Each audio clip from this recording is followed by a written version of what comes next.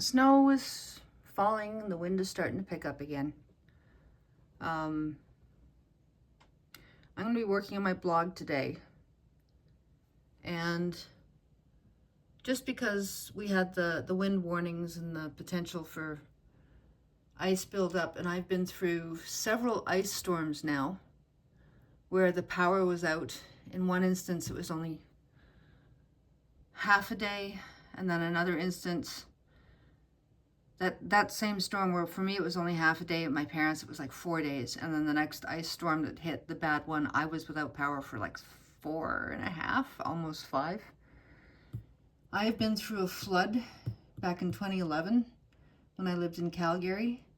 I think it was 2011, where the water crested so quick it was Glenmore Trail, the overpass. And we thought it was going to take over the overpass part itself. It had risen so quickly. I was cut off from seeing clients. I was able to get home. When I realized how bad things were getting, I decided to pop into a store to pick up some water because I didn't know if we would have a boil water advisory, how quickly that water was rising. And the store had no power in one instance. The next store I went to is completely out of water. Pepsi, all of it, all the soda pop was just cleaned out because people were hoarding, because that's what you do when you panic. As a child, we lived in the prairies where there were tornadoes. So we knew that when you heard the sirens or you saw a tornado, because you could see one coming, you went downstairs. Or you got to wherever the stairwell was, because that was the safest place to be. I also, for a short period of time, did some health and safety stuff for one of my clients, which then later became an employer. So health and safety is sort of ingrained in me, in a good way. I have respect for it. And what I was thinking, because people were watching me for the move, you're watching me for the art. Thank you. I think that's awesome. And some folks are following me, and some folks started following me because of the move, which I'm not 100% finished because now I'm into the organization part.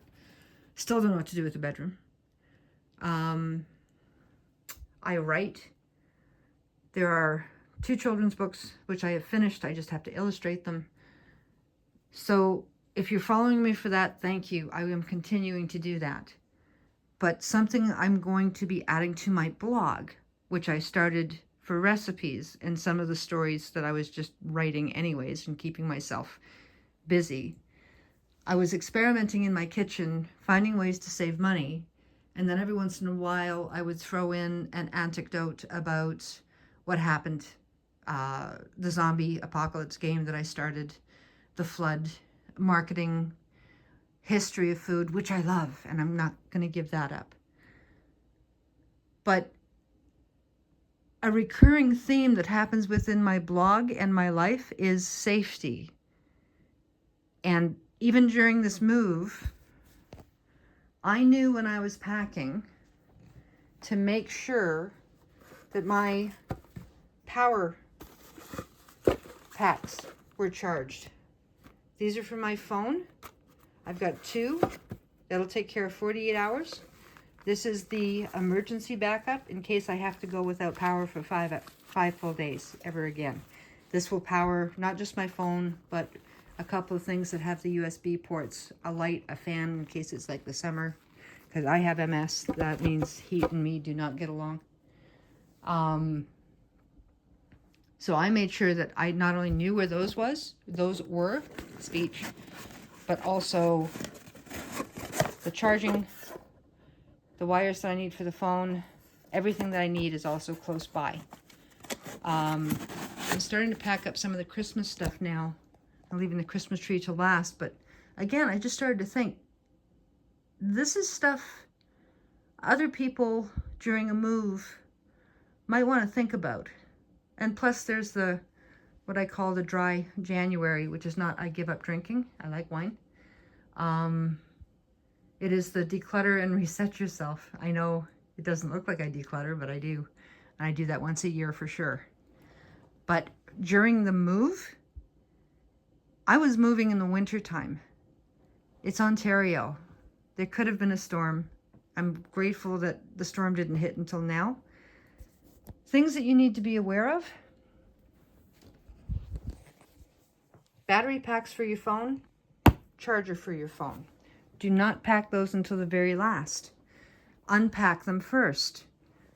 Batteries, I knew exactly where they were because they were in a smaller box in one of the totes. So as soon as I opened that up, out came the batteries in case there was a power out.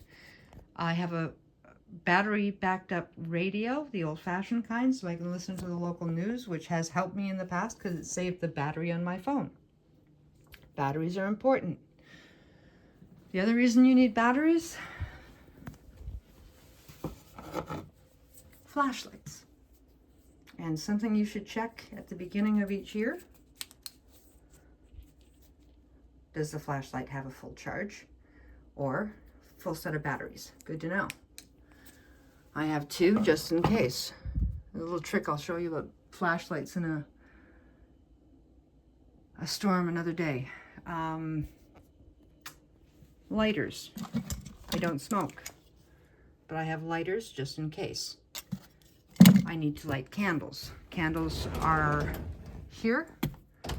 I had, during one of the ice storms, I had a couple of tea lights, and it wasn't a trivet. I don't remember exactly what it was, but I have this little puppy up here, which I can make an espresso with, and I could heat it enough to make coffee when I didn't have power, and it worked.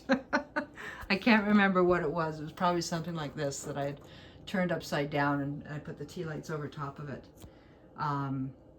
Anyways, doesn't matter. I'm not a survivalist. So just wanted to bring that up quickly because during a move, it's not a girl trick by any means, it's a smart trick. It's good to know where your emergency items are. I will put a list together on my blog because it is something that I've planned writing about. And I don't talk a lot about the fact that I have a blog because I've been having fun on YouTube. The move was fun. I still have to finish organizing. I'm gonna get back to it, but I needed a break. So here's where we are. I'm gonna tell folks more about what I'm doing because I live a very creative life, but I'm also a very practical person. I will be doing a declutter thing for the blog, some safety stuff, emergency preparedness, things you should have in the kitchen in case of emergencies. Again, I'll do a checklist. There will always be my pets. I just don't want to turn them into circus animals. They're my pets. So there you go. I will put this up probably in a couple of days. I have a lot of content that I'm still going through. I wasn't planning on doing this for YouTube, but it seems to help people, and I'm all about helping people. So thank you for following. You can subscribe. This is not a stage channel. This is real life. And I'm happy with it. So thanks again. Bye.